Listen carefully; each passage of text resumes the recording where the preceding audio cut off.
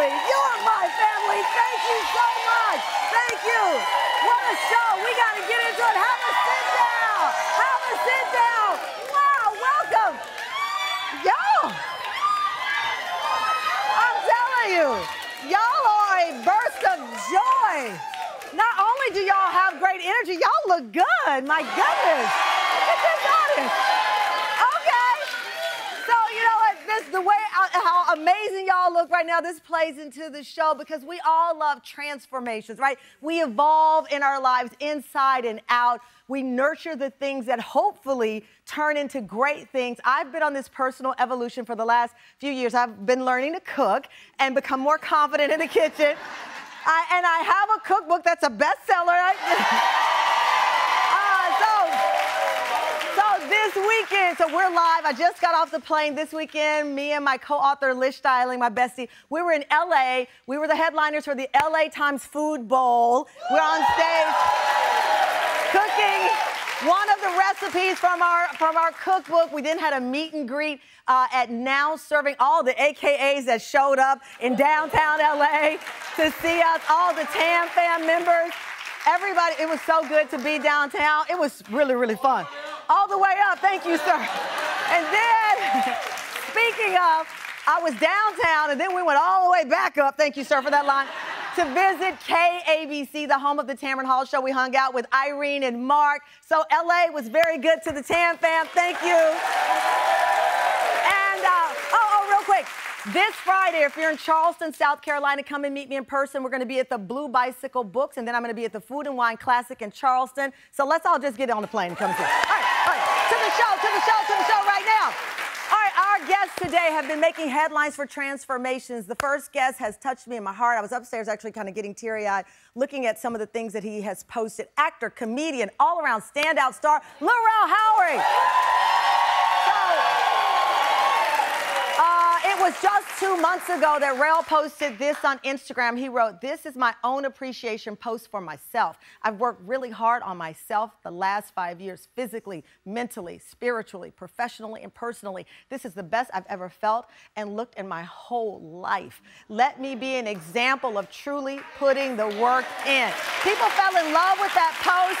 People were commenting, "I love this, keep going, Rel. This took a lot of discipline and accountability. Cheers to you. I'm inspired." So many people inspired by him. Famous friends like our friend Carla Hall, what she posted, looking good, and it shows from the inside out, right?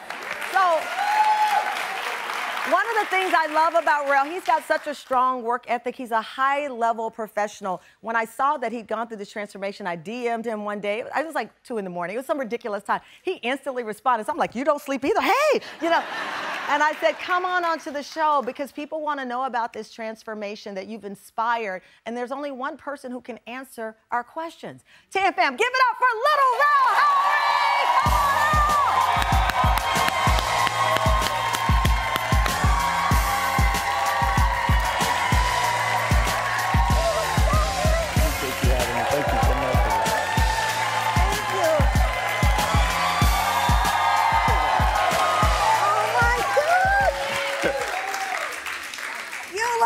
Amazing. Thank you. But it's what Carla Hall said. You can feel it from. I hear y'all talking. They're like, "Oh my God!" Because it's one thing to see it on Instagram because you're like, "Is that a filter?" This is the real thing. But what Carla Hall said, it's from the inside out. Yeah. That's what we see. And I love that you have combined this transformation with spiritual. Yeah. And what that means for us. Take us back to when you made this decision that you were going to start this transformation. You know, it's a couple of things, right? I've always been a man of faith. That's who I am. But like, it's when I started going to therapy, and you know, and I say this to a lot of my brothers out here, for real. Go to therapy, man, and you know, like for real. Right. And the conversation about therapy before you had this been something on your mind? I know a lot of people have been writing great books about it. A lot of high-profile men, especially, and shout out to them who've really put this conversation in the forefront. But for you personally, what was going on? You know, it was crazy. I was everything was going well. Right, because you're everywhere. That's the thing. It seems like life is golden. It was golden, and I had a panic attack, and I never had one before. on the stairs in my house. What was happening that day? Nothing. I was literally getting ready for set, and I don't know why. I just started crying. And it wasn't a happy cry. It was just a cry. And I didn't know. Out of nowhere. Out of nowhere. And my assistant at the time, shout out to April, my former assistant, she was talking to me for a while about that I should go to therapy. And I'm like, no, I'm good. You know, I pray and I do this. But it was that day, and I couldn't stop. What did that panic attack feel like? It just felt heavy. I didn't know what, because everything, it was crazy because I had just moved into this new house and everything was going well. And I couldn't stop crying. I didn't know why. And I had her pull up these therapists. I was like, pull out the therapist. And she pulled out her phone. How did you know instantly you wanted to go to therapy? I knew something was wrong because I never had a panic attack before. And I'm like, why am I crying? Like that, I need to talk to somebody. And so like, it might sound kind of ghetto, but she pulled out all these therapists. I was like, give me the black lady. You know,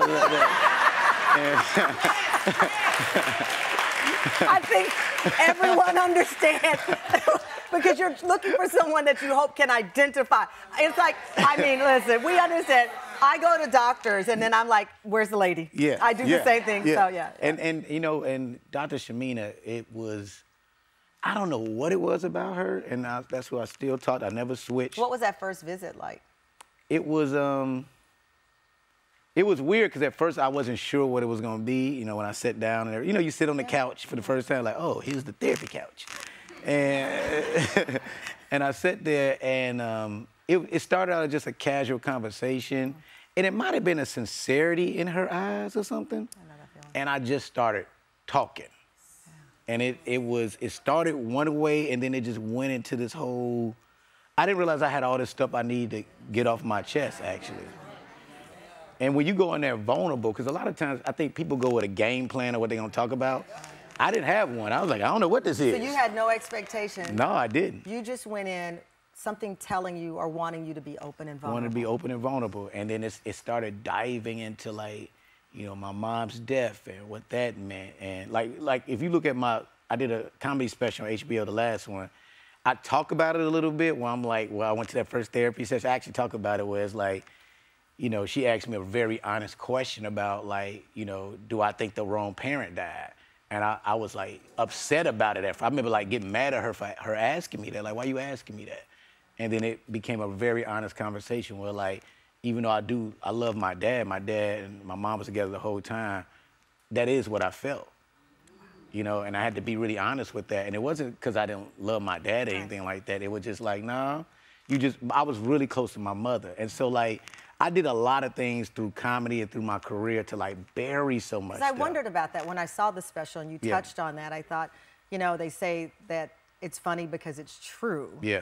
And that comedians oftentimes deal with the darker sides of their lives and their personality on that stage. Yeah. And when I was watching that, I wondered why, because you have a choice on what you're going to share. Just like now, this show is live. Yeah. And you have you don't get a second. Wait a minute, it's live. No.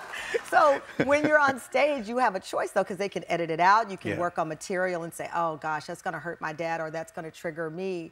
Let me take it out. You chose to leave this in. Well, even when I did that, most people don't know this. Like my last few specials, I just freestyled those specials. I had no idea what I was gonna talk about. And so by doing that, you know, oh, thanks, yeah, thank you. And so whatever I said is what I said. So you freestyled this vulnerable. Because I wanted to be honest. Wow. You know what I'm saying? I didn't want to like be able to like to remix it and change it and overthink it and do. So what I said when I said that, and you know, I just taped my new special a couple days ago, but it was just it's once again just very honest and vulnerable. And honestly, therapy has did that too. Like it's to the point where like when I started, I understood therapy wasn't just for me; it's for my friends too. Yeah. And so like, and this is you know, this is kind of going in a different route, but like one of my good friends lost his daughter a couple of years ago, and I didn't know what to do with that. One of my therapy sessions was just talking to her about how do I talk to him, because we was all trying to be like, you know, he's strong, so we was all playing it kind of weird. And so as soon as I left that therapy session, I called him, and I'm like, look, man, just hear me out real quick. Like, you don't have to be strong for me. You lost your kid, man.